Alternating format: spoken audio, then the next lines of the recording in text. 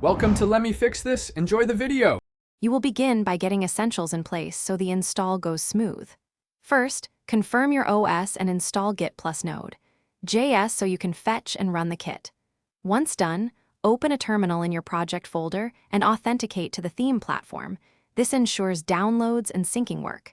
Make sure you have account credentials ready because you'll use them to link the kit. This step prevents permission issues and speeds the rest of the process. You now fetch and configure the kit so it runs locally. Clone the repository or extract the zip into your folder, then run npm install to pull dependencies. This prepares build scripts and CLI tools. Next, open the kit's config file and enter your theme ID, API key, and local directory paths. This links local files to the remote theme.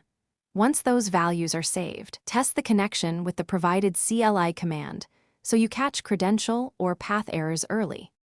You finish by building and deploying the theme. Start with npm run build to compile assets and preview locally. This shows missing assets or compile errors before you touch production. When the build is clean, run the kit's deploy command to push changes. Confirm on the live site and clear caches if you don't see updates. If something breaks, check the CLI logs, revalidate API keys, and look for port conflicts.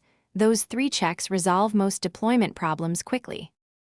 Thanks for watching. If you found this helpful, don't forget to like and subscribe.